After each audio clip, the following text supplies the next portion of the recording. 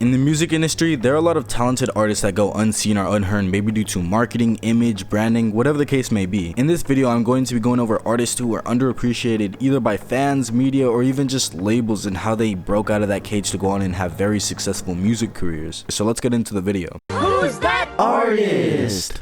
It's Ye.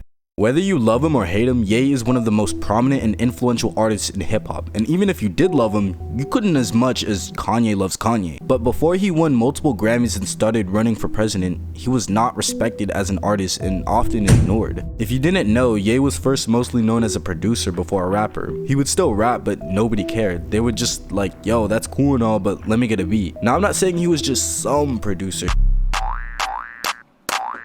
He was a talented, well-respected producer, already notably working with Jay-Z, Alicia Keys, and Janet Jackson. So in most people's eyes, Ye was already really successful, but he wanted more than just being a producer. He wanted the respect as a rapper. Nobody would sign Ye to their label. He was getting ignored, and label executives even had a meeting during the middle of his showcase. They boxed him in as a producer because he didn't look or rap like the rest of the artists in hip-hop at the time.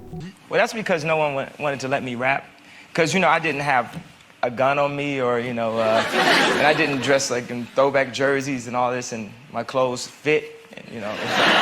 Eventually, after a while, Ye was able to get signed barely by Rockefeller Records as an in-house producer because they didn't want to lose him as a producer. Sometime later, he got into a car accident that almost took his life, leaving him looking beaten and swollen, and even had to have his mouth wired shut. This was a bad time for Ye, and for most, this is when they would give up, but he only used it as fuel, making the song Through the Wire with his mouth wired shut on his album The College Dropout, which was a commercial success and led to him finally being able to get the respect as an artist and transitioned him from just producer to rapper as well. It took years and effort, but he finally made it into the mainstream. If you want to learn more about this story, you can check out his documentary called Genius on Netflix. This next person isn't even in hip-hop and is part of a band. Who's that artist?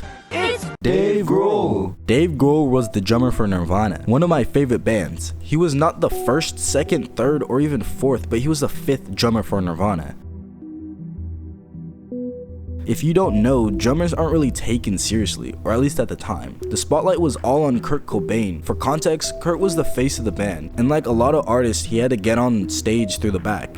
Dave was able to literally walk through the front door at shows unnoticed. He was just that guy in the back on his drums, going crazy on them too. As we all know, Kurt Cobain died in 1994, leading Dave to go into a depression, mourning his friend and bandmate. He said he couldn't even grieve with his one true medicine, which was music. He couldn't even turn on the radio. Hearing music hurt, and he was like that for a few months. He began writing and recording his own songs to cope with the grief and try out his own artistic ideas. He wrote even during his time on Nirvana, but this was why he never brought it up. So it's that famous joke, like, what's the last thing the drummer said before he got kicked out? I got a song I think we should play. He played and recorded each of the instruments and vocals on his own, and when he released his cassette tape, he didn't want people to know it was him. He didn't want people to be like, oh, that drummer from Nirvana is trying to start his own band. So he just put Foo Fighters on it instead of his name because it sounded like multiple people. He doesn't even like the name and said if he knew the band would become this famous, he would have chosen a different name. He took it from a World War II term for UFOs, like aliens. Dave didn't want to be seen as just that guy from Nirvana. It was a crippling thought he would have. But after he completed recording the master cassette tape for Foo Fighters and dropped it off for duplication, he got a call to play drums for Tom Petty and the Heartbreakers, and he accepted and enjoyed his time with them. Then Tom asked if he wanted to do it again, so Dave could either play drums for a new band or continue the hope that was in Foo Fighters. He chose Foo Fighters. After he received positive feedback for his tape, he decided to form the actual band, and they recorded the self-titled Foo Fighters album. It was a success for Dave and quickly became one of the most successful rock bands of the generation. He was no longer just the drummer for Nirvana, he was Dave Grohl, the lead singer and founder of Foo Fighters. I brought up this event in my previous video, but wanted to go more into it in this one. Who's that artist?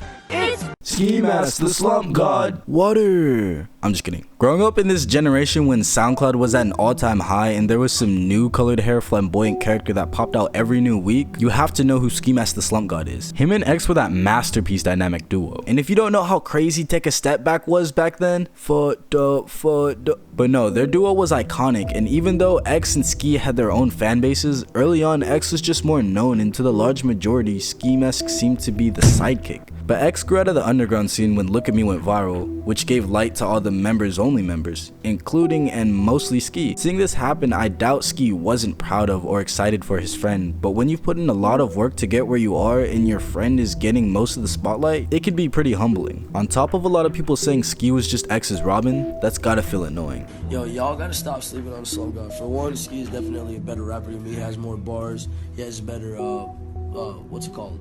What's that shit called? Better punchlines, metaphorically, like that nigga's fire. Like, stop sleeping on that nigga. Go follow one nigga. There was definitely competition between them, and because of all that, Ski distanced himself from X so that people would respect him as an individual rapper and not be stuck in X's shadow. But I had to distance myself because it's like nobody would see me as an individual rapper if I don't. X even accused Ski of using him and saying that Ski wouldn't be where he is without him. People use you to get where they want to go and then part ways. And I've been used a lot. And that he put business over friendship. He put a business perspective before a personal relationship. Ski said X was trying to sacrifice him. All this shit was kind of crazy, I'm not even gonna lie. They apparently made up later on at Rolling Loud, but I say apparently because for some reason I thought this was just for the crowd and fans. On top of that, I found this clip of X saying this. That whole interaction was fake as fuck. Yeah. Well, my part was real, but his was fake. I don't know the validity of it, but it makes sense. Obviously, I don't doubt that they still cared about each other at this point. After X's death, Ski released the album Stokely, named after his legal name. This single album propelled Ski into the mainstream, finally getting the attention and respect he deserved. I don't know Ski personally, but this made me feel happy for him, I'm not even gonna lie. After that, he's had a few songs that top charts and is still doing well. But bruh, we need a new freaking album, bro. Some new music. But yeah, if there are any other artists you have in mind for a possible part 2, put it in the comments. And if you haven't seen my last video where I broke down the different evolutions of X, go check it out, it'll be right here.